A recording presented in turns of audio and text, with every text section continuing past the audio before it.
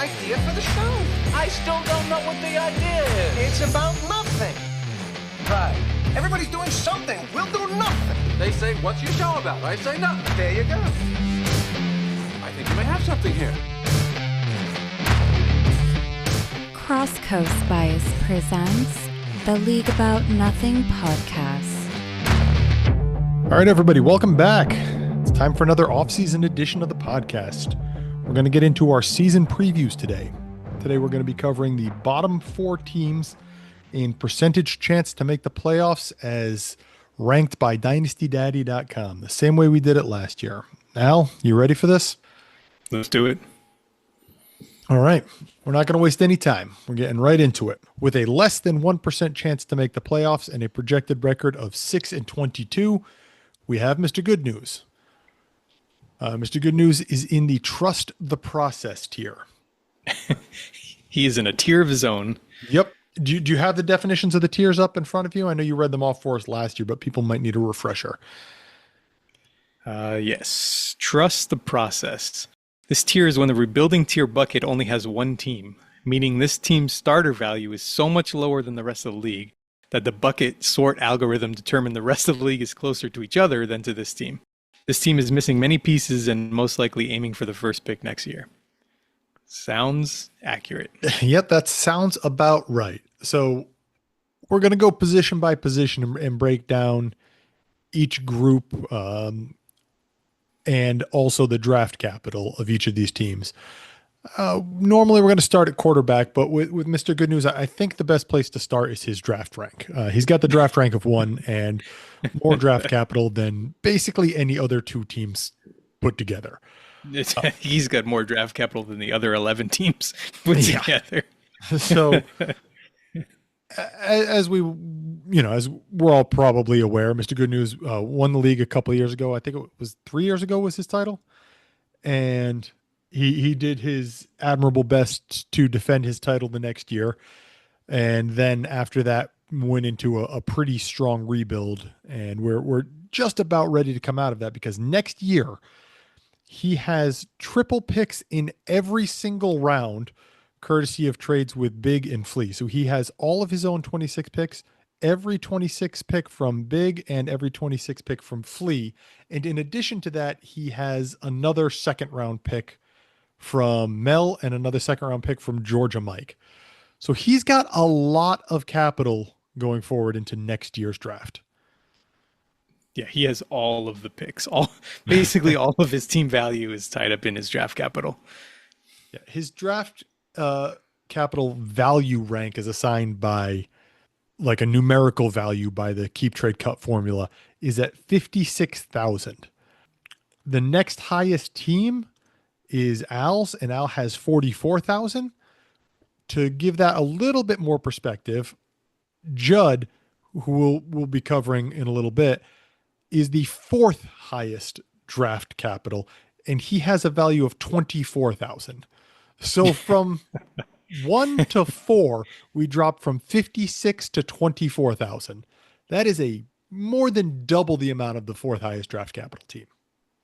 Right. And we're coming off a draft where he just made by far the most picks. Yes. And he has the biggest incoming rookie class on his current roster.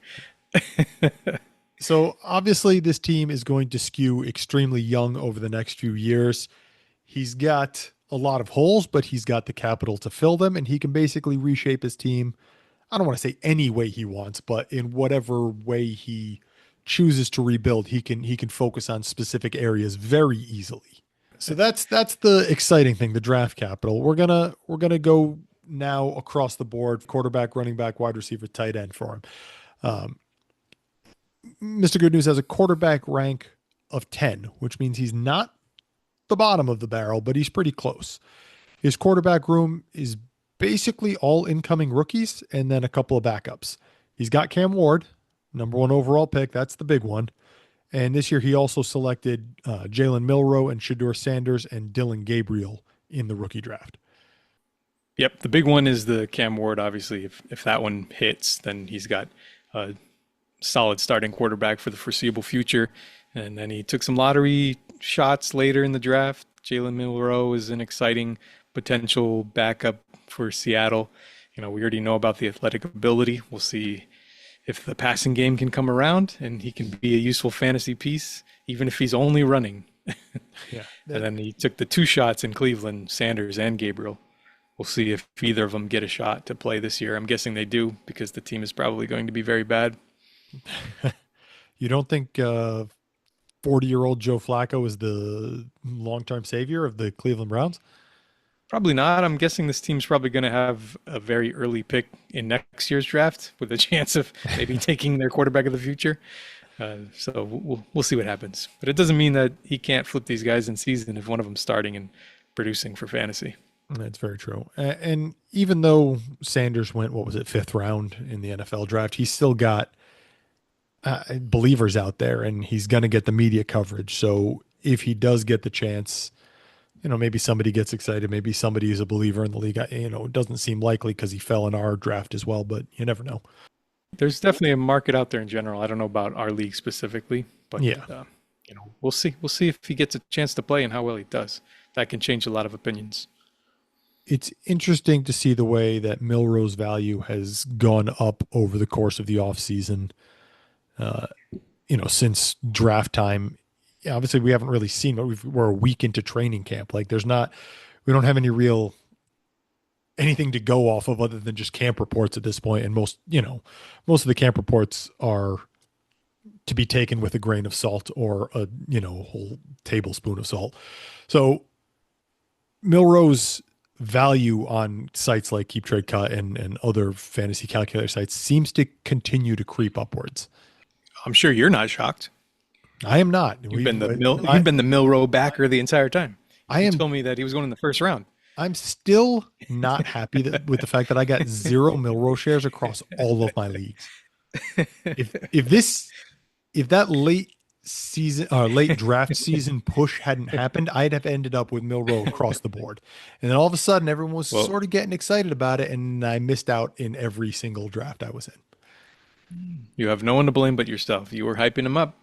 This is your fault. Somehow doubt that I was the one that shifted that drastically. All right. So outside of those lottery tickets there, Mr. Good News has some backup quarterbacks on the roster still. Taylor Heineke, Nick Mullins, Marcus Mariota, Mike White, Cooper Rush. Guys that if whatever starter in front of them goes down, they'll have, their short-term use. Somebody will pay a 4th or a 5th if they need the position to be covered for a few weeks. He'll be able to flip them if something happens. And that's exactly what he's doing. He's using his roster flexibility of having a lot of basically empty spots to hold guys in the hopes that they will come into value at some point. Instead of having to bid on them in Fab, you'll have to go through Mr. Good News and try to pick them up that way. Yeah, it's a smart play. All right, we're going to move on from the quarterback room to the running back room.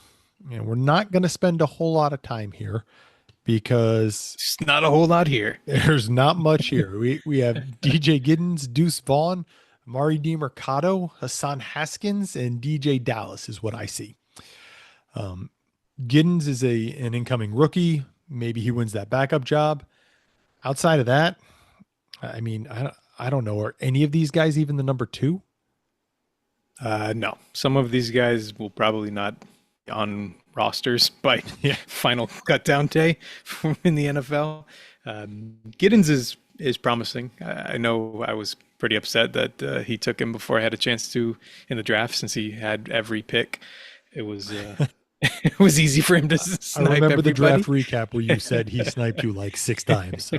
Well, he had every pick, so it's hard to get around that. But yeah, Giddens is kind of exciting. He's getting a little bit of camp hype where he could potentially move into that number 2 role. That's always a valuable role if you got a handcuff to a big time running back.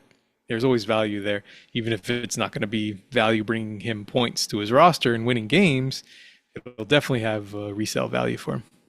Resale value to either the Taylor manager or even just, if Taylor goes down, then it's another situation where you just flip right away and right. It'll be the take highest what bidder. Profit you can. Yeah.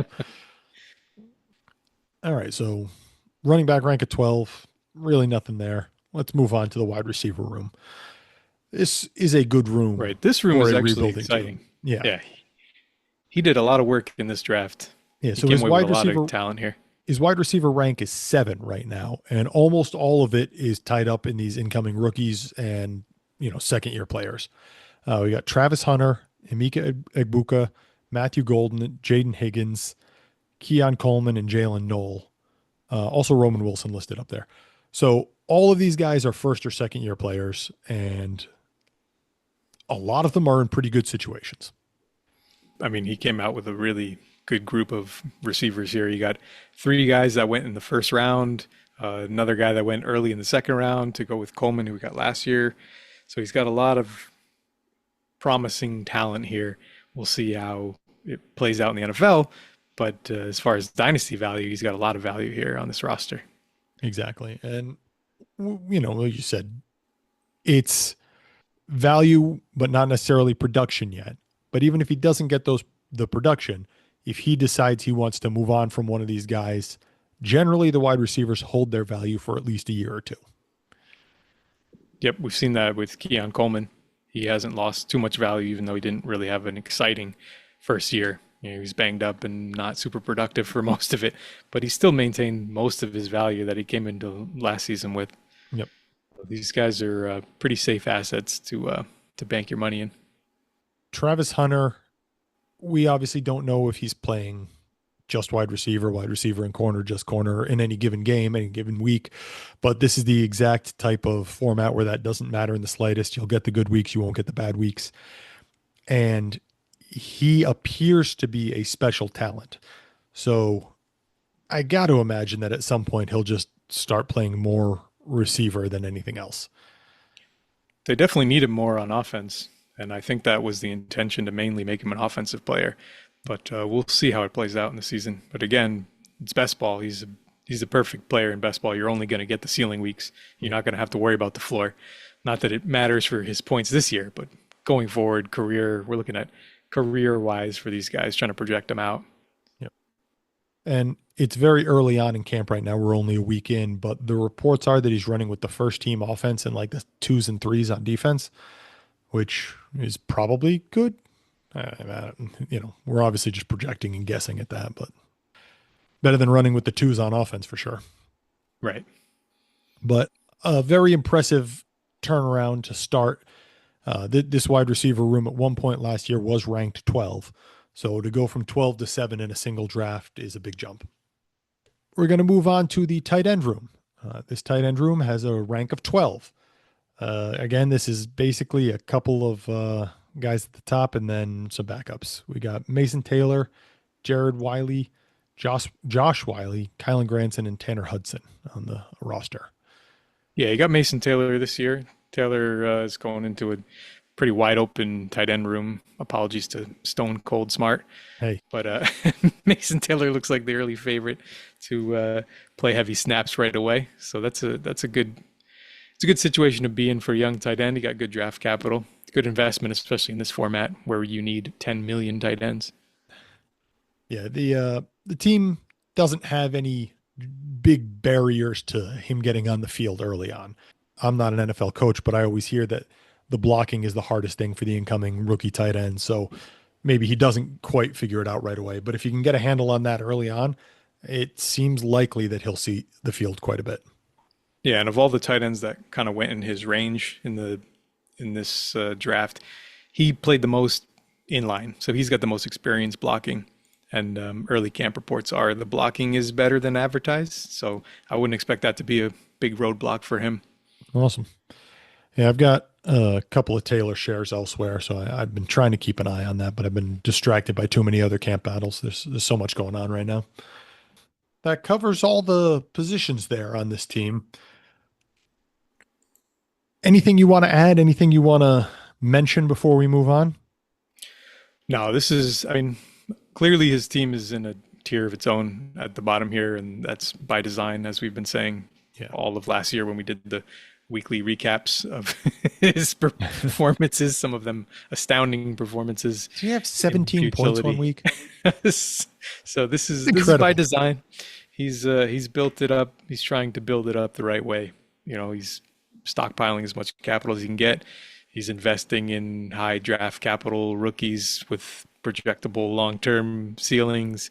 And everyone else, he's just filling in spare parts, hoping he can flip. If you're going to have to rebuild multiple years and basically tear it down to the studs, this is the way you have to do it. It's not fun when you're doing it, but it gives you a lot more freedom and flexibility with most of your roster. And the one good thing he has going for him over last year is he now controls all of his own picks going forward. Last year was this most recent draft, the 25 draft, was the last of the picks that he had shipped out during and slightly after his title run. Yeah, and he's projected to score a lot more points this year than he did last year. Not enough to win many games, but a huge upgrade from last year. It won't look like a non-existent team like it did last year. There will actually be weeks where he has points. Not half of his roster scoring zeros. If he gets lucky, or I don't know, from his view, unlucky against a couple of teams, he might eke out a win or two this year, which was just not in the cards last year. Right. So we're going to move on to our next team. Our next highest team is a little bit of a surprise. It's Judd's team. Judd has a 3% chance to make the playoffs, according to Dynasty Daddy, and he is in the fraud tier.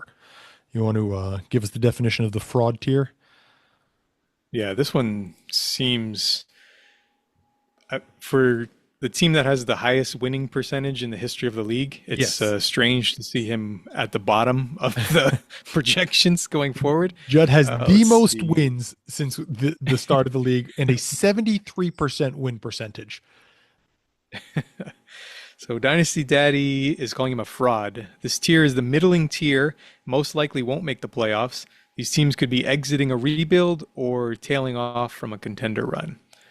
So it definitely feels like he's been on a contender run. He's one of two teams that has been in the playoffs every season of the existence of this league.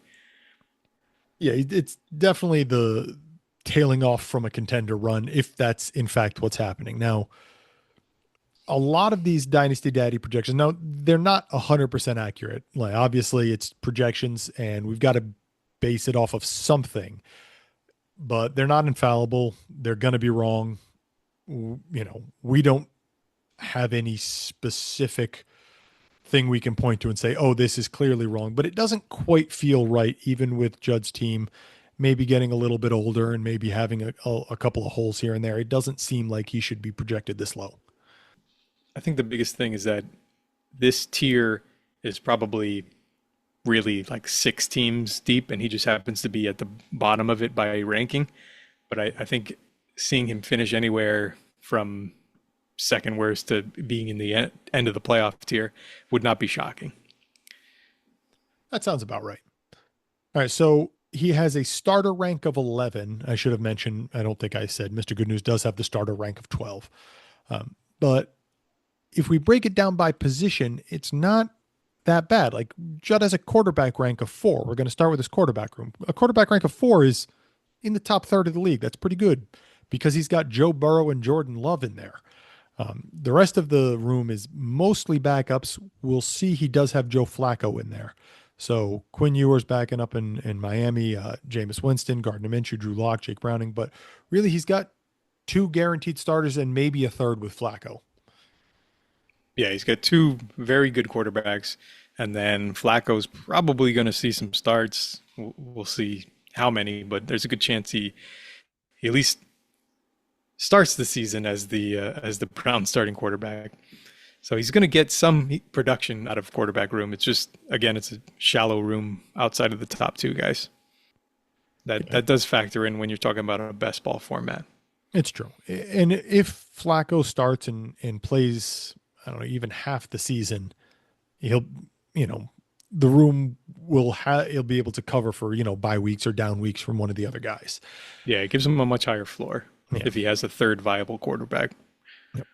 And it doesn't look like there's anyone else on that list that's likely to get a lot of starts. I mean, who the heck knows what's going to happen in New York? You could see Winston get some starts. Outside of that, he's got Browning to back up in case Joe Burrow gets hurt. But, not a lot else doing there. All right, let's take a look. He's got a running back rank of 4. Again, it's top third of the league. This is a good running back room. He's got James Cook, Najee Harris, Devin Neal, Blake Corum, Jonathan Brooks is going to be out, I think, the whole year injured, but he's still listed on there. Roshan Johnson, Ollie Gordon, Keaton Mitchell, Kamani Vidal, Damian Pierce. I'm going to stop reading for a second. Let's cover some of these names because there's another like 10 guys listed still. I don't know that it's a strong room so much as it's got a lot of bodies, which is good for best ball. I mean, he's got 27 running backs on his roster, so he's going to get some production from running back. But yeah, outside of James Cook, there's not a lot of guys here that you want to kind of be weekly contributors that you're counting on.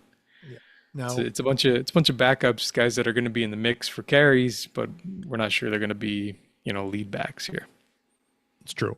I think this room looked a lot better about a month ago before Najee Harris hurt himself on the 4th of July or thereabouts.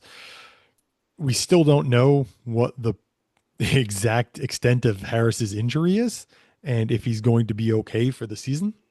Yeah, they've got him wrapped up like the Invisible Man. I'm pretty sure no one has seen his face since that. Like no reporters have seen his face since that, so we don't actually have any information to go off of there. Right. Yeah, he needs Najee to be a contributing piece of this roster. He needs him to be at least in a split with Hampton to get some production from this running back room, because most of these guys are either strict backups or the low end of potential timeshares. Yeah. There are guys like Neal and Corum and Roshan Johnson who are in those timeshares that could very easily by the end of the year have a majority of whatever timeshare they're in. Would it shock anyone if, Swift flamed out in Chicago and Roshan Johnson got 60% of the carries over the back half of the year? I don't think it would. Yeah, but we can't project that right now. No, we're not projecting that, but he's got guys that have a path to relevance and a path to good production. Yep. Yeah, and I think that's just the amount of bodies is what's holding up his rank right now. Yeah. So we'll see. The more bodies you have, the more chances that these guys can run into value. So it's a good strategy in a best ball. Yep. I'm going to read off a couple of the names on the lower end because it's the same thing. They're backups, and some of them are in situations that are a little bit murky, even at the top. He's got Donovan Edwards, Alexander Madison, Tyler Goodson, Raheem Mostert, Ty Chandler, and Pierre Strong. We don't know what's happening in Cleveland right now. Judkins still hasn't signed. I think Ford is hurt right now. They signed some guy from the UFL or something like that. That room is in shambles before the season has even begun. Yep, and a couple of these guys, again, they have a path. Mostert is probably going to be the handcuff in Vegas behind Janty. As good as Janty looks, you never know with rookies. It's true. He's going to handle some work. They're not going to give Janty 500 touches. Hopefully not, unless they kill him in his rookie season. And that's a coaching staff that does want to run the ball as well. So presumably there will be work for the backup. Madison's got a shot there. I mean, between Madison and Ollie Gordon, he's going to have some sort of handcuff in Miami. One of them's going to be kind of the hammer behind the two smaller backs, A-Chain and Wright. So there's going to be a role there for one of these guys. Goodson is in the mix in Indianapolis for the backup role with Herbert and Giddens. I mean, there's guys here. We'll see how it plays out. Yeah.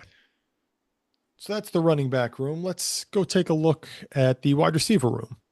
Yeah, this is the opposite. He's got a bunch of big names, but just not a lot of depth. This room looks pretty much exactly the same as it did last year when it was like this. We have at the top Amon-Ra St. Brown, Garrett Wilson, DK Metcalf, and Chris Goodwin. There's a massive tier break after this. And Goodwin, obviously is coming back from the ankle injury.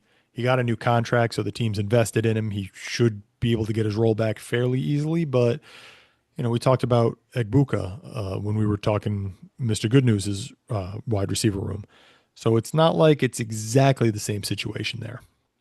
Yeah, Godwin will be productive as long as he's on the field. We just don't know when he's going to actually be on the field. He's obviously not practicing right now. It's still early in the off season. We're about 2 or 3 days into actual padded practice. So they're obviously going to bring him around slowly. They made a big investment. Not worried about him. Just realized I said Goodwin like 5 times, didn't I? Yep, you did. Yeah, that was dumb. Anyway, when I'm reading stuff, it doesn't register that this is a name and a person that I know half the time. Thinking about it naturally, it does. Anyway, yeah. Just making stuff up. That's fine. Making it up as I go. Listen, guys, it'll be fine. No one's fact checking us. We can say whatever we want. We have an audience of like 7. It's not like anybody's gonna, call the FCC on me. But Amon-Ra St. Brown, Garrett Wilson, DK Metcalf should all have major roles, major target shares. He's going to be able to fill his 2 wide receiver spots every week from those 3. Yep. Yeah, and he's got some depth here. I mean, Darius Slayton, Tyler Lockett, these are guys that are going to play pretty much every snap for their teams. Yeah. They're probably not looking at huge target shares at this point in their careers, but they're going to be out there. And in best ball, I mean, you just got to have guys on the field, and there's a chance they do something. Yeah. And he's got a lot of bodies invested in his running back room, which means he doesn't have a lot of roster space to put a lot of bodies in his wide receiver room, which is probably part of the reason for the lower ranking. If he had, a dozen guys in that, Alexander Madison, Tyler Goodson evaluation range, this room would probably have a rank of like 7 instead of 11. It would look better, but it wouldn't actually functionally be any better. If you're just looking at the best case scenario, he's got 4 guys potentially that could be in the wide receiver 1 range. So that's plenty of production. If everybody, pretty sure Godwin was the number 2 ranked receiver when he got hurt last year. He was having a monster year. Yeah, the problem is after that, you got guys like Bo Melton who converted to cornerback and is no longer playing receiver, still on the roster. Got a little bit of cleanup to do. Trade him to Mr. Good News so he can have a monopoly on the wide receivers who are also playing corner. I don't think he's going to play receiver anymore, though. That's the problem. I think he's just now a cornerback. That's a wild change right there, isn't it? When you're a fringe guy, you do what you got to do to stay in the league. Oh, I'm not. No criticism. I mean, good for him that he can make that kind of change. That's impressive. He's essentially a special teamer. So they need more depth in the secondary than they do in the wide receiver room. So there you go.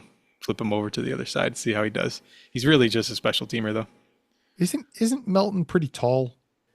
No, I guess not. He's listed at 5'11". So no, he's a normal average height person, not even for a football player. Anyway, for some reason in my mind, he was like 6'3" or something like that. I was like, that seems big for a corner, but obviously he's not. So anyway, we're going to move on.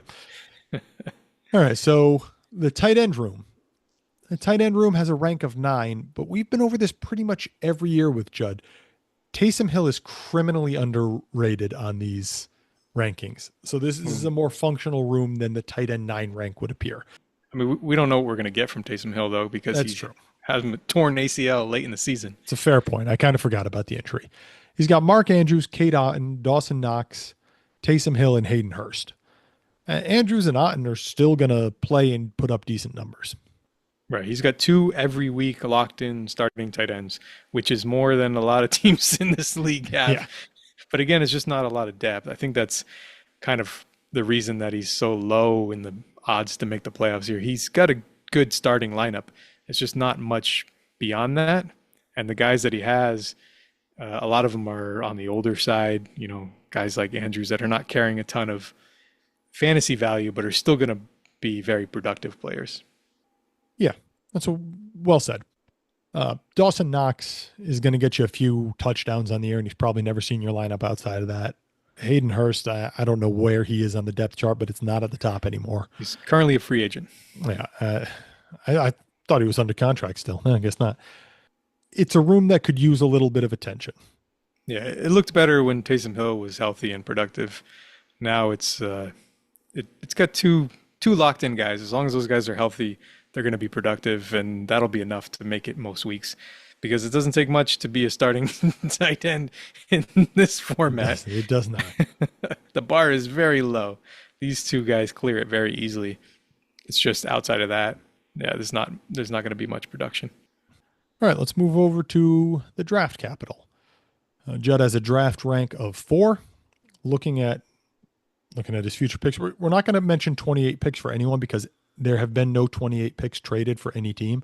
So we're only going to cover 26 and 27 picks as we discuss this. He has all of his own picks except for his third round pick in 2026.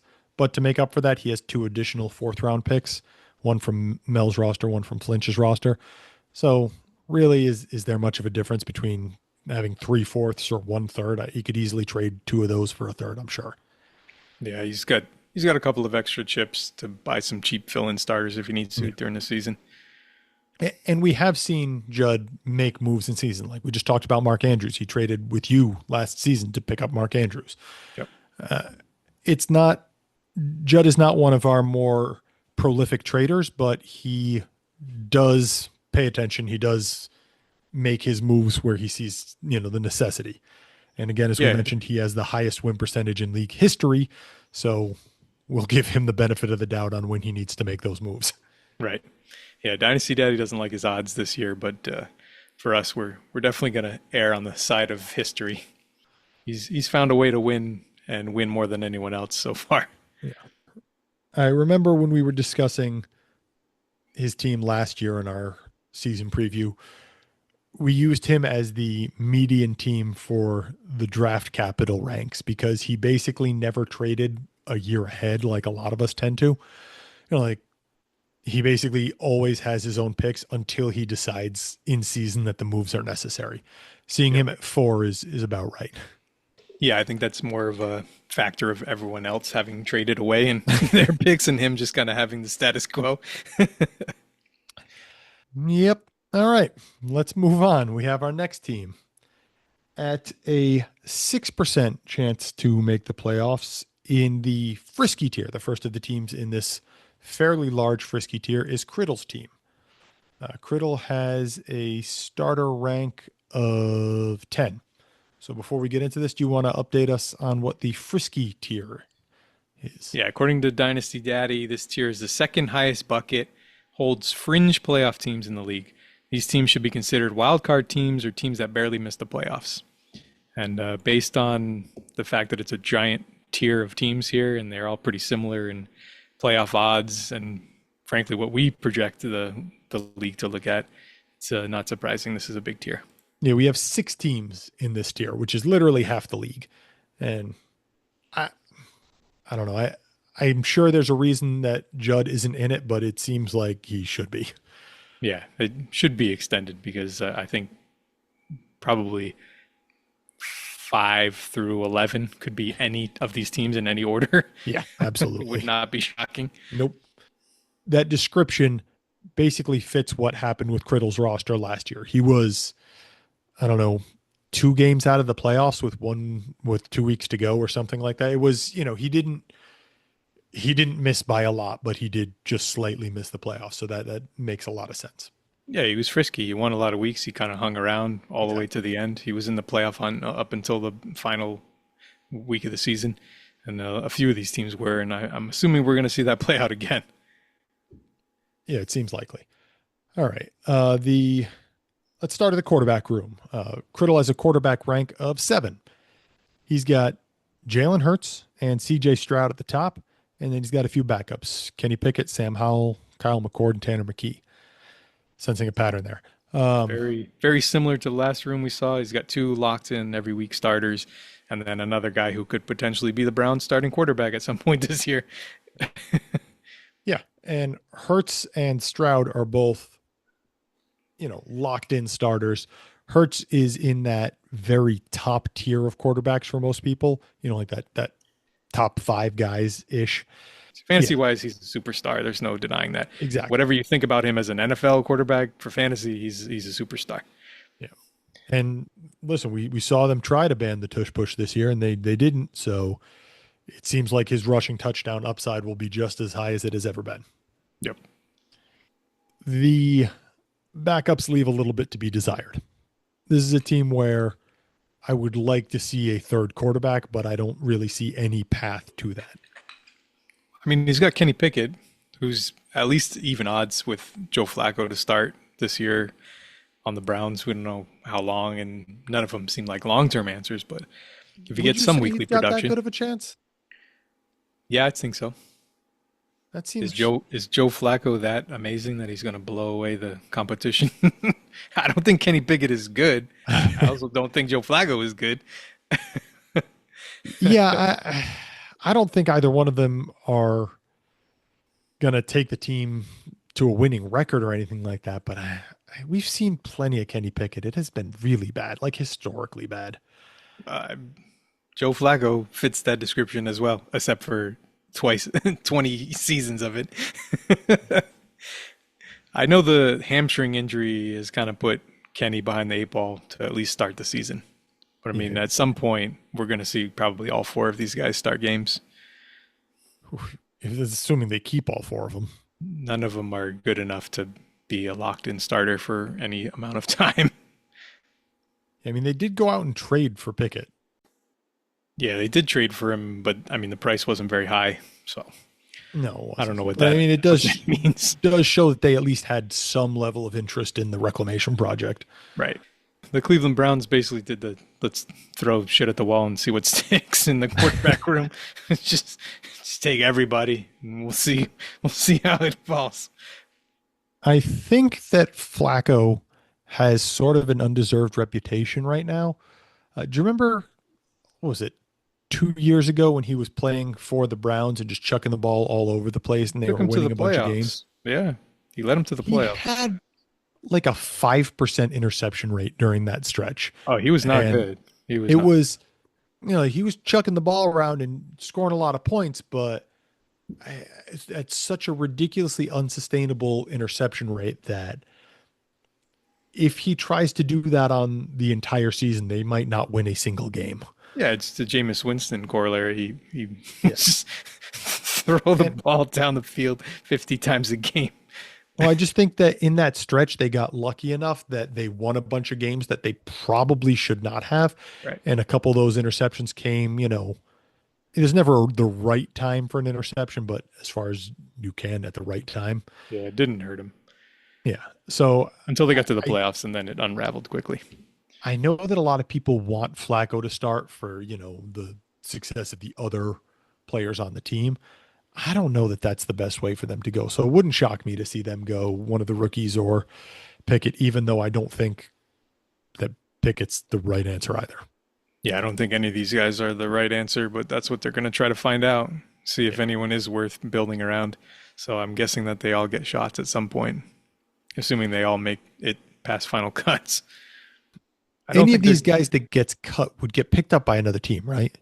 Well, we'll see. I mean, there's a chance, considering how many teams passed on Sanders in the draft, that they could sneak him on the practice squad, depending on how he plays in the preseason. If he really lights it up, you could see another team taking a shot, but someone like that. And again, you could see another team have an injury and trade for one of these guys for quarterback depth. Stuff like that happens in the preseason. We've seen quarterbacks get traded historically. Yeah, everybody wants to have a competent backup. All right. I'm not counting on any of these guys long term, and I don't think the Browns are either based on the investments. I'm assuming they're just kind of trying to get through this season, get through as much of the guarantees they owe Watson as possible, and kind of eventually start fresh. The running back room. Criddle's running back room has a rank of 8. This is another one of these top-heavy rooms. He's got Saquon Barkley, Chuba Hubbard, David Montgomery, and J.K. Dobbins. These are 2 clearing away starters and then 2 guys that look to be in timeshares on good running teams. Yeah, this could be a very productive group of 4 running backs. The rest of the depth leaves a lot to be desired, which kind of hurts in a best ball. We've seen how running backs can kind of be churned quickly in the NFL through injury and ineffectiveness. So these 4 right now look like they're in good position to provide a lot of points. But again, without the depth, it's hard to ever be comfortable saying you have enough running backs going into the season. Yeah. Barkley's coming off a massive amount of touches last year as well, which if I was an Eagles fan or a Barkley manager, I would be nervous about. Obviously, he was phenomenal the whole way through, but I think he had 380 something carries and like 500 touches throughout the regular season and the playoffs, which is a ludicrous workload. Yeah, history has not looked kindly on players that have had that kind of workloads the next season. I think just variance itself, injury at the running back position, and a guy with Barkley's injury history, it's tough to project another 500 carry workload. I don't think that the Eagles want him to touch the ball 500 times this year, but I mean, if that's the best way for them to win games, I'm sure they will do it as long as they can get away with it. Yeah, right. I mean, listen, you want a Super Bowl doing it, so it's gonna be tough to go away from it. But right. Yeah, and if that does happen, the good news for Criddle is that he does have every other Eagle, Will Shipley and AJ Dillon on the roster. If something happens, one of them is likely to be the first man up. Probably Shipley. Yeah, if Barkley stays healthy all year, then you're looking at probably the running back one on the season again. Yeah. So and we can project him for a healthy amount of points. He's kind of the linchpin to this room. Hubbard, Montgomery, Dobbins are definitely key contributors, but Barkley's kind of the one that holds this room together. If he's as productive as he was last year, this is going to be a good running back group week to week, no matter who else is on the roster. I agree. And a couple of backups down at the bottom, mostly Damian Martinez, Kyle Mullings, Kenneth Gainwell, who was an Eagle, and Frank Gore Jr. there. Bones is going to get a shot. Stop it! They released Cordero Patterson, so the Gainwell, the Bones hype train is gaining steam there in Pittsburgh. It's just a matter of time. And Damian Martinez already looks better with Kenny McIntosh out for the year with the ACL injury. That was his biggest competition in making the roster. So, I mean, some of these guys have already had paths clear a little bit for them. There's still a lot of preseason left to go. Haven't even started playing games yet as of this recording. Right. There's not a ton of bodies here, but a couple guys who could easily come into some work. No thoughts on David Montgomery's efficiency dropping last year? No, David Montgomery's good. Not worried about him at all. Okay. All right. The wide receiver room has a rank of 9.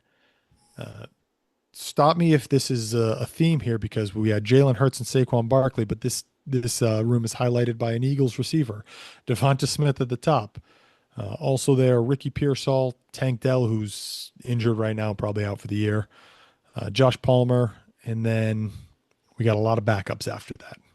Yeah, he's got a lot of backups. His wide receiver room looks like Judd's running back room. It's ranked 9 based on the quantity, not quality. Although he's done a good job to pick up a few key pieces. I mean, Devonta Smith and Ricky Pearsall, his top 2 receivers, are guys he picked up this offseason. So he's done well to add to it, at least. Yeah, definitely something that needed to be done, because Tank Dell is probably not playing, and Josh Palmer as your wide receiver 1 is a very scary situation. Yeah, ask Buffalo. He may be the wide receiver 1 there. All right. So backup guys on the roster: Elijah Moore, De'Ami Brown, Jacob Cowing, Tutu Atwell, Jahan Dotson, Curtis Samuel, Rondale Moore. I'm done reading because the rest of these guys probably won't see the roster more than once. You don't want to talk about Van Please Jefferson? go drop David Bell. Please go drop David Bell. Yeah, he's got a lot of bodies, which is what you need. If you don't have the quality, then you need quantity in a best ball. The more chances he has, more guys on his roster, the more chances that he'll get a spike week from somebody unexpected and help him fill out his lineup on a weekly basis. Yeah. You're not allowed to ask about Mason Tipton, because last year at this time, you had Mason Tipton on your roster. I went back and listened to our season previews from last year, and I asked you specifically why you had, I made a joke about it. I said, the question everyone has been dying to ask you is, why do you have Mason Tipton rostered right now? Hey, he was an undrafted free agent that made the team. It was a good call. I think he only had about 14 catches on the season, but still, not a lot of UDFAs get playing time. That room was such a disaster last year. He just needed all 15 guys in front of him to be out for the season. And that happened.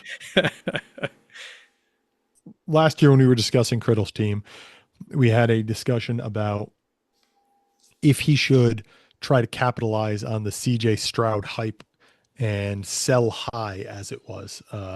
CJ Stroud at the time, I think, was up to number 2 or 3 on the quarterback rankings on most sites for like Keep Trade Cut. Yeah, there were some startups where he was going 101. Yeah, which is a very, very aggressive move for a guy coming off his rookie year. But we basically are seeing that again with this year with guys, Jaden Daniels is up there right now. Yep. So yeah, we've seen this cycle play out several times. It's not that CJ Stroud is a bad player. He's obviously a very good player. He's had a very productive start to his NFL career. Wasn't quite as productive this year. The offense had its struggles, mostly because the offensive line was terrible and wide receivers were banged up. Play calling was not great. They haven't addressed all of those issues, but Stroud's a talented player. It's just kind of, he fell back into probably a more appropriate range in the back of the top 10-ish for quarterbacks. But and some of that's propped up by the fact that he's a very young player still. Yeah, which when you means have that, there's a lot of play ahead of him still. When you have a quarterback like that coming off an exciting rookie year, it's an impossible ask to tell someone to go, hey, go sell this guy who is the number 1 player, most desired player in all of fantasy, because guess what? You want him on your team. Yeah. Well, and there's also no guarantee that he would have been able to sell at a good enough price. Every league is different, and right. Who knows who was buying quarterback at the time and who would have had the capital to pay, even if they wanted to. And there's a million factors at play. All right, let's go and take a look at this tight end room. Criddle's tight end room has a rank of 11. This is where we could see some stumbling in the scoring department. He has Dalton Schultz, Juwan Johnson, Tyler Higbee, Will Dissly, and Jaheim Bell. He's got a little bit of depth. I mean, he's got some guys that are going to play a lot of snaps and give him some production. He's not looking at weekly zeros with this room, but, there's not a lot of ceiling here probably. Yeah, Schultz should have enough work to be in the roster every week. Probably won't see many or any boom weeks, though. Like, he's not really capable of going out there and, doing what like Trey McBride does. He's just not in his bag of tricks, but he should provide a safe floor for one of these spots. Right. And really, I mean, in this league, that's what you're looking for, is just to avoid catastrophic scores in your tight end spots. you don't want to take weekly zeros here. Juwan Johnson has been pretty good catching touchdowns, but that offense is probably going to be pretty bad. So you're going to have to just hope that he gets a little bit more receiving work, which is not out of the realm of possibility. He's a good receiver. So yeah, there's opportunity there with Taysom Hill probably out for a good chunk of the year coming off the torn ACL. There won't be as many snaps split with Taysom at tight end. I know Taysom doesn't play only tight end, but he does take Johnson off the field quite a bit. So yeah, that'll help the counting numbers at least. Yep. And then Higbee and Dissly, both probably in split workload rooms, timeshares of whatever variety. You'll get a couple weeks out of each of them if you're lucky, and if you're unlucky, they'll get on the wrong side of the timeshare. Yeah, I mean, it's still better depth than a lot of teams that we're going to preview. Yeah. At least he's got a couple guys that could be viable starters every week. Yeah. Jaheim Bell, I think he was one of the guys that was pretty athletic last year, but did absolutely nothing in his rookie year. So maybe he can move past Hooper for that number 2 spot there this year. We'll see. Yeah, I think he's a long-term project, like a lot of guys that we see at the bottom of tight end rooms in this league. Stash him on your taxi squad and hope for the best. Over to draft capital. Criddle has a draft value rank of 5. This is pretty straightforward. He's missing his own first-round pick in next year's draft, but he has an extra second-round pick and an extra third-round pick. Also in 2027, an extra third-round pick. You're missing that top pick, which is pretty big, especially if you're a team that has a chance to miss the playoffs. You really don't want to be missing that, but he has enough extra capital in other areas that it basically equals up to the same value. Yeah, the big thing is the extra chips that he has to kind of throw around if he needs to fill in this room a little more, especially at the wide receiver room. If he needs to go buy a couple more bodies, he can definitely do that with the extra capital. But yeah, the first was the price that he had to pay to get Devontae Smith to headline that room. So what you expect is even if it ends up being a high pick, that Devonta Smith is going to outplay that regardless. Yeah, that seems a fairly likely scenario. Smith has been very productive over his career so far. And also you get the year's worth of production that you wouldn't have gotten from the pick. Yep. So our next team, our percentage chance to make the playoffs jumps quite a bit. Criddle was at 6%. This next team is Flea's team at 24%. Oh, excuse me, 23%. Yeah, let me get into that real quick. Close enough. Al and I both loaded this site up at the exact same moment, and then I refreshed multiple times. He refreshed. It stayed the same on both of our pages. But on mine, it shows Flea at 24%. On Al's, which is the one we're going to use for the screenshot here, it shows Flea at 23%. There's a couple other 1-point discrepancies here and there. We don't really know why that is. We're looking at the exact same page loaded at the exact same time. I just assume that your computer has different rounding numbers than mine. Yeah, it's as likely as anything else. So we're jumping from 6% chance to 24% chance. Flea's team still in that frisky tier. Yeah, right now projected to not make the playoffs, and this is a team that was the runner-up last year with a ridiculous playoff run where he scored top 5 all-time score in the finals and lost, unfortunately. This is definitely a team that was capable of putting up points last year. Not a lot has changed since then. No, she has a starter rank of 9. And this is the interesting one. The overall rank of this team, she's actually the lowest one. She's the 12th because she spent a lot of that draft capital. She's got no 26 picks, no 27 picks. So all of her value is in her players right now, minus the 28 picks that everyone has the exact same amount of. But should be good for production this year, at least. Yeah, she's got guys that are going to go out there and put up points. Now she went all in to the nth degree to make, to get to the finals and to try to win those finals. And like you said, top 5 score all time. I've said this 100 times. If I lost the finals like that, you would never hear the end of it from me. I would be complaining about it ad nauseum. But anyway. Well, you still complain about I still complain about Joe Webb, yes, because I put up 183 points in the finals, which is a massive score for our league at the time. This is 15 years ago now. That was like the 6th highest score that year, and I lost in the finals to Joe Webb in the wide receiver spot playing quarterback. Yes, I'm still going to complain about it. Damn you, whoever that was. Was that Jared that beat me? I don't remember. I think it was Jared. I don't know, but everyone's now Googling Joe Webb. I think most of the people here have been playing for long enough. Not everyone, but most of them have been playing long enough. Not that Joe Webb was any prolific scorer. So I guess he just had that one year. Well, it's because he was a wide receiver that played quarterback for a handful of games, and our quarterback scoring was so broken that every quarterback scored 50 points, even if they were terrible. I'm pretty sure that was when you still had a full point per completion for the quarterbacks. That was some fun scoring. We had a lot of points. To be fair, that exact same quarterback scoring took me to the finals with Tyler Thigpen one year. So right. Who am I to judge? Everyone can go look up Tyler Thigpen now. Somebody else. All right, let's get the Flea's team here. Somebody else is griping about losing to Tyler Thigpen in fantasy. There's a whole group of us who won a ton of games with Thigpen that year. Chiefs legend Tyler Thigpen, Miami legend Tyler Thigpen. Anyway, all right, Flea's team quarterback room is rank of 12. She's got Sam Darnold and Matthew Stafford. She's got Aiden O'Connell, Mason Rudolph, and Dorian Thompson-Robinson as backups. This, Darnold and Stafford, both pretty entrenched starters, it seems, going into the year.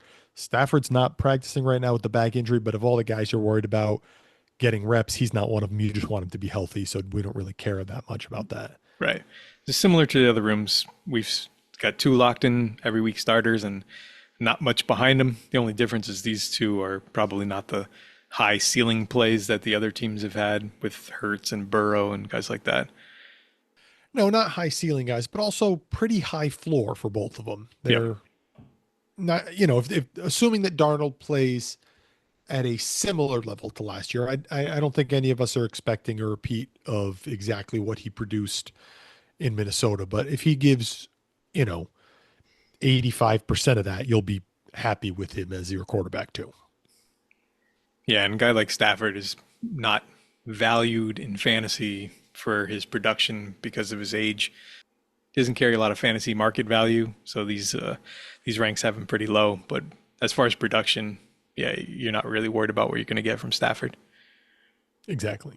So if she, wants to address this room, she has trade capital elsewhere that she could use to address the quarterback position. But as long as those two are both playing and starting, she'll be fine week to week. The bye weeks will be tough, but as long as everyone's healthy, it'll be okay. You'd like to see a third guy, but I don't think O'Connell, Rudolph, or Thompson Robinson is likely to get that chance, even if people in front of them get hurt. Yeah, and even if they do get a chance, they're not really high ceiling fantasy guys here. So yeah. All right, that's a quick quarterback room to cover. Let's get over to the running back room. Flea has a running back rank of 2, so this is where the value is in the team. She's got Bijan Robinson, Jonathan Taylor, Joe Mixon, who is hurt right now, Travis Etienne, Tyrone Tracy, Jalen Warren, Tajay Spears, Tank Bigsby, Jerome Ford, and Elijah Mitchell. I was going to stop halfway through, but I'm like, oh, maybe I'll just stop when it comes to a clear breaking point, and that was Elijah Mitchell, so I wasn't going to not read his name. Yeah, this is a very deep and talented running back room. Arguably one of the best, probably not quite on par with Big's ridiculous running back room, but well ahead of anyone else in the league, at least. Yeah, and Robinson and Taylor at the top, both guys who could conceivably be the running back one this year. Taylor is a couple years removed from it, but he looked very good down the stretch last year. He was very strong to finish up the season. Joe Mixon, like we said, is hurt right now. You've got Nick Chubb. You've got the rookie Marks there. You've got Dameon Pierce still hanging around. But if Mixon gets healthy, I don't think any of those guys is likely to challenge him for that number 1 spot. Yeah, like most running back rooms, it's going to come down to health for this group. She's projected to get a lot of production out of these guys if they can all stay healthy. We know most of them are locked into roles, so it's just a matter of health.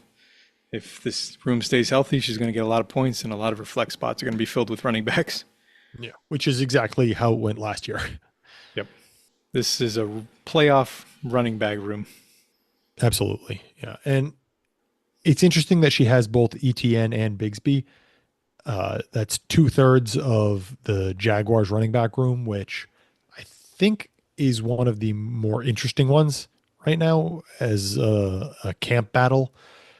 You don't know who's going to come out leading it. Everyone's talking about how Bigsby looks good running and how, ETN's likely to get all that passing work. This is an offensive coordinator who has had very good running games.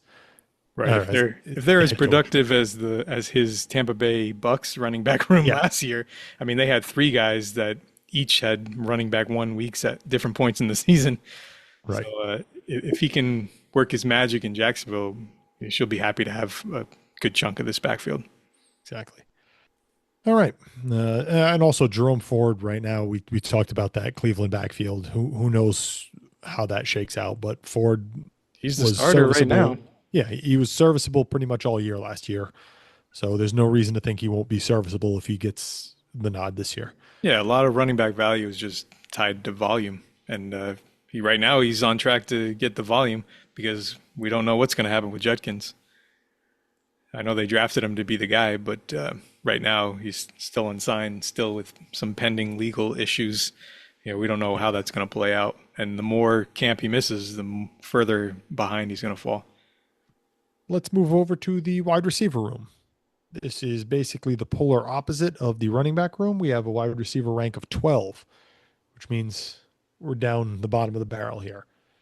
However, this is a functional wide receiver room. You've got Mike Evans, Devontae Adams, Khalil Shakir, Jalen Royals, Romeo Dobbs, and Alec Pierce. We'll get to the backups and the lower tiered guys out in a minute. But all of those guys, I mean, Royals, we don't really know anything about where he's going to shake out on that depth chart. But the other guys are all going to see the lineup a decent amount. Right, and I think suppressing this overall value is just the age of Evans and Adams. If you're going on production, this is a much higher ranked wide receiver room. If you're just looking for points, if you're looking for fantasy value, these guys are going to get discounted because of their age. But you won't have trouble getting production out of the top end, assuming these guys are healthy. Yeah, Evans and Adams are both safe volume plays. They will give you a floor. They will make the lineup, maybe not every week, but most weeks, and give you a decent number there. Shakir and Dobbs are lesser versions of the same thing. Neither one of them have high ceilings, but they both have pretty decent floors in prolific offenses. Well, I'd argue that Evans and Adams have very high ceilings as well as safe floors. Oh, yeah, no. Those two guys have the ceiling that Shakir and Dobbs don't have, but all four of them have safe floors is basically what I'm saying, which means you're going to get at least, 12 points in that wide receiver score every week. Yep. And then you got guys like Alex Pierce, who we know can produce splash plays. That's the kind of ceiling you're looking for in a best ball, where you're not really worried if he goes over, but you are going to get the one when he catches an 80-yard touchdown. That's going in the lineup. Exactly. Yeah. And after that, she does have, guys like Jalen Hyatt, Jalen Tolbert, Arian Smith, Kendrick Bourne, Tim Patrick, A.T. Perry, MVS. You'll get, MVS had a couple weeks, I think 3 weeks, where he was like the number 5 wide receiver across the 3-week stretch because he had a bunch of touchdowns that were long. But, you'll get a few weeks from most of those guys, but there's not really anything you can count on there. Yeah, she's making up for her lack of quality depth with quantity of depth, which can work in a best ball. It's the 5th time I've made this quote. What is it? Quantity has a quality all its own. Right. So it's a functional wide receiver room. As you said, it doesn't hold a lot of fantasy trade value, but a lot of that's just age of guys like Evans and Adams at the top. They're going to get there still. They're going to produce. The tight end room. Tight end room is ranked number 10. And this is another one. We have a lot of bodies here, but I'm not sure how much actual production. We've got Mike Gesicki, who returned to Cincinnati, had a decent year last year. But after that, there's not anyone that you could qualify as a starting tight end. We've got a lot of backups. Daniel Bellinger, Tommy Tremble, Grant Calcaterra, Brock Wright, Gravy. No. Drew Sample and Tanner McLaughlin. None of the other guys outside of Gesicki are starters. And I don't think you're going to see very many weeks from these guys without an injury in front of them. Yeah, she went the quantity route at tight end as well. She's got one locked in tight end. We know Gesicki's going to get targets every week. The rest of these guys, she's just kind of hoping for random touchdowns here and there to fill out some more points in the lineup. I wouldn't expect a lot of bankable weekly production from the rest of the room. No, this right here is part of her deep playoff run and all those trades she made up to and including in the finals. It's some of this coming home to roost. Last year she had Evan Engram as one of her tight ends. Engram got hurt. I don't remember exactly when, second week of the playoffs maybe, but she was still in the playoffs competing for the finals and said, screw it, let me trade Engram out. And she picked up some picks that she was able to then flip for other pieces, and then she got back Bellinger in that trade. And, went and bought guys like, was Calcaterra one of the guys she bought after that? I don't remember exactly. She went and basically got guys that were playing that week to try and give her points in the lineup. And again, top 5 scorer all time. Clearly it worked, but that has long-term ramifications where now going into the next year, the tight end room is a little bit bare where it wasn't that way last year. Yep. And she moved on from Travis Kelce earlier in the offseason as well. That was a guy that was a staple of the lineup at the back half last year after she acquired him. Yeah. So there's been some moves here. Again, you talked about there's no draft capital over the next 2 years, but she hasn't been shy at moving into future years to try to pick up players when she needs them. If she thinks that she's going to have a chance to win, she's willing to make the moves and keep her team competitive. Yep. And there are guys on this roster and other, like the wide receiver room or the running back room who aren't the top end guys that she could probably easily, well, I don't know about easily, but fairly easily move for a decent starting tight end. I'm sure there are trades to be made there if she chooses to shore up the tight end room. Yeah, tight end is one of the tougher positions to fill in this league because of the need for so many starters and just not the actual depth in the NFL of useful tight ends. So, I mean, if you're going to have a weak spot on your roster and you're going to have a chance at a weekly zero, better to come at tight end 2 than any other position. It's not as big of a disadvantage versus the rest of the league because pretty much everyone is scraping the bottom of the barrel looking for tight end production. That's a good point. But also adding a tight end who doesn't have a large ceiling, but a high ceiling, but could get you, that 7 to 10 points is going to, raise your minimum score by 7 to 10 points. Whereas let's say she wanted to trade Jaylen Warren for a tight end right now. How often is Jaylen Warren necessarily making that lineup? Maybe some weeks, maybe not. And even if he averages 12 points, trading a 12-point running back for a 8-point tight end might still benefit her roster on the whole. Right. If she's getting 8 points versus a 0 and the 12 points versus, another 10, 11 point difference at flex, it much more useful at the tight end spot. So easier to upgrade. Exactly. We talked about it last year on our season preview where a lot of weeks Flea has the highest scoring non-starter points because she has a lot of depth in the running back and wide receiver rooms. So a lot of those guys that are putting up decent points don't end up making the final lineup, even though they're scoring pretty well. Moving that over to tight end might behoove the team. I don't know. Definitely room for opportunities for improvement. All right. Last one, draft capital rank of 12. Flea has just her 28 picks. She's got nothing left in 26, nothing left in 27. This is, the same situation that she was in last year coming into the season. She just had her 27 picks to work with. We saw her dole them out little bit by little bit over the course of the season and then into the playoffs. It wouldn't be shocking to see her do that again. And it also wouldn't be shocking to see her, have a less than ideal start and go the other way. Yeah, when you're talking about these huge group of teams that are kind of on the fringe, we'll see how the early season goes. That could be determining a lot of people's futures. A hot start here or a slow start there could end up seeing teams become buyers or sellers. She's the first of that percentage where there's a big difference between 24% and 24% and 6% for percentage chance to make the playoffs.